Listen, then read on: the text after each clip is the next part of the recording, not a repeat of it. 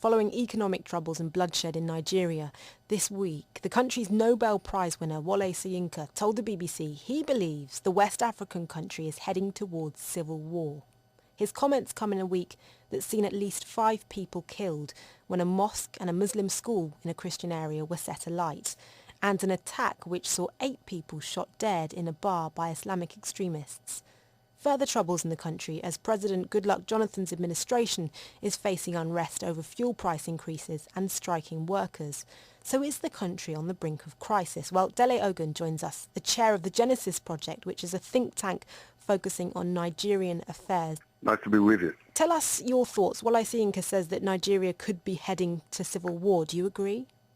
Yes, he's not far from the truth because when you cast your mind back to how the civil war in 1967 that cost 3 million lives, how that started, it started with a series of pogroms in the north of Nigeria where Christian Igbos were slaughtered. And it happened in a series. And when they felt that they couldn't protect themselves, that's the point at which they pulled their peoples, there was a call for their peoples to move back to the southeast. And then events then took off from there, producing a civil war that lasted near on 3 years and lost, I think it's estimated, about 3 million lives.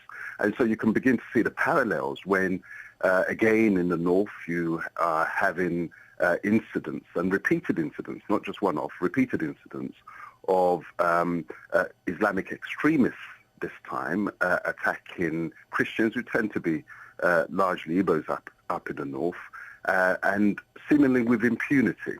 It's when a volcano has erupted once before, sometimes it goes dormant and people think that the crisis is over. Nigeria, in my view, is one of those volcanoes that's been lying dormant, and events like this can easily cause a new eruption. On top of all of that this week, the strikes we've been hearing lots about. Can you tell us what's happening there? What it is that the government, as the first act of the new year, the 1st of January, decided to implement its threatened program of withdrawing the alleged subsidy on fuel prices. Now, you can imagine fuel prices doubling overnight. Imagine here we're paying about £1.30 a litre. Imagine if it jumped to £2.60 overnight.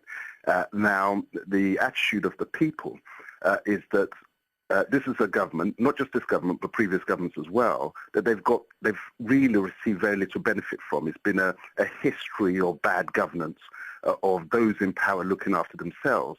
And the only benefit that they say that they've ever got that you could put your finger on is the subsidised fuel prices. And then that's withdrawn from them as well, especially in circumstances where the cost of the amount that the administration themselves are paying themselves. You have members of the Senate and House of Representatives on $1 million packages. So you can imagine the reaction of the people to say, look, you're feasting yourself up there already. You haven't got to grips with this corruption problem, and you're telling us that what you have to do, the most urgent priority, is to withdraw the fuel subsidy, the little benefit that we enjoy. Now, the government will say, oh, no, we're doing it in your interests because we're going to save so much money we're wasting the money by subsidizing you, and we will use that money constructively. We will use it to improve your roads, your bridges, your hospitals, and all the rest of that. But the people's answer is that, look, you've never delivered in the past. Wouldn't it have been better for you to show that you are really a new type of governance? Demonstrate your performance. You only came in last May. Let's see you perform first. Let's see you demonstrate discipline at the centre. And then we can begin to buy into whatever austerity that you say is needed. And right now, the people have no reason to believe that government will spend the money prudently. They've never done so in the past. And so I'm on the side of the people to say the best form of leadership is by example. You demonstrate discipline at the centre. You demonstrate seriousness in managing the funds that you have got available before you withdraw the benefits that impact on our daily lives. And you can imagine the position of people on fixed incomes, pensioners, civil servants, who would not be able to lift their salaries to compensate for the doubling of fuel prices. And that impacts, the doubling of fuel prices, impacts on the price of foods, on a package of clothing, because transport is such a big item of expenditure in Nigeria. Do you have any idea how much longer the unrest will continue? From past experience, because the level of savings in Nigeria is very low, especially amongst the ordinary people. They're living on the breadline already.